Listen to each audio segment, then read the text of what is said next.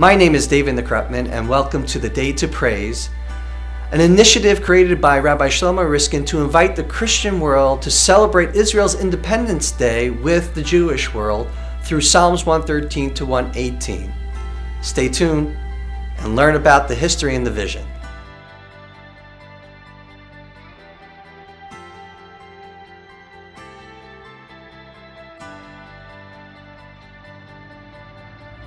Welcome to Day to Praise. My name is David Krupman, and I'm so excited to tell you about a great initiative by Rabbi Shlomo Riskin to praise God for the state of Israel. This is the first time that a rabbi is inviting the Christian community into authentic worship to go ahead and celebrate God. Usually, Christians invite Jews into celebratory events about Israel, but here, the chief rabbi of Efrat is inviting the Christian world to celebrate with him and the Jewish world. This became the inspiration to create the Day to Praise. This is where you are invited to come and celebrate through Psalms 113 through 118, God's covenantal love to His people and His land.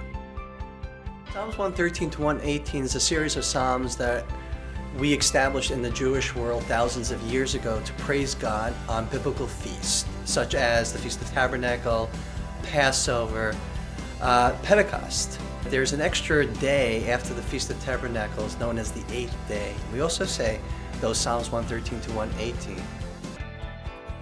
A rabbinic holiday known as Chanukah, known in the New Testament as the Feast of Dedication, we also recite Psalms 113 to 118. Why are we picking Psalms 113 to 118 to celebrate God during these biblical feasts and even some rabbinic feasts that happen in the Jewish calendar? Because there is an essential theme in these psalms. In Hebrew, it's called chesed. In English, usually translated to loving kindness, but the real translation is God's covenantal love. We go ahead and we celebrate and praise God on these biblical holidays for His covenantal love for us. And now, it was 22 centuries ago was the last time we enacted a holiday to praise God, and that was Hanukkah. If you remember the story of Hanukkah in the book of Maccabees, we were under persecution by the Greeks. They outlawed reading the Word. We could not go ahead and express our faith. If we did, it meant death and persecution. And the Maccabees came along and re-established sovereignty over the temple. Because of that, we invoked Psalms 113 to 118. 22 centuries later, the state of Israel is born. 2,000 years of persecution.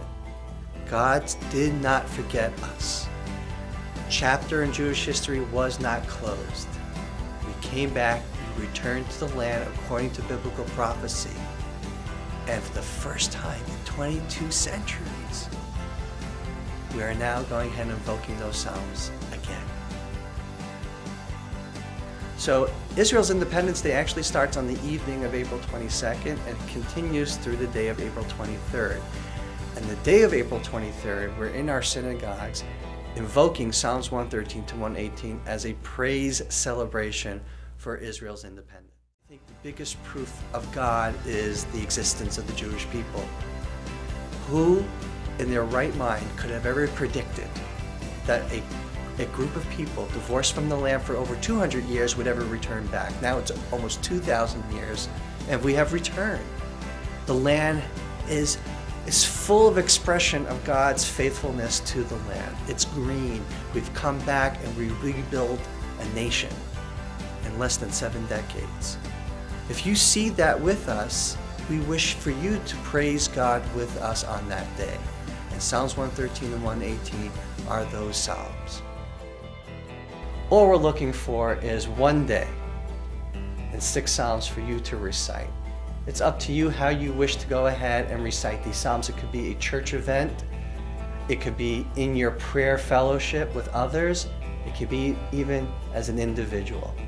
But we want this as a global event, a global praise event for God, to say thank you for Israel in our lifetime. You're invited to join the Jewish world in celebrating Israel's Independence Day.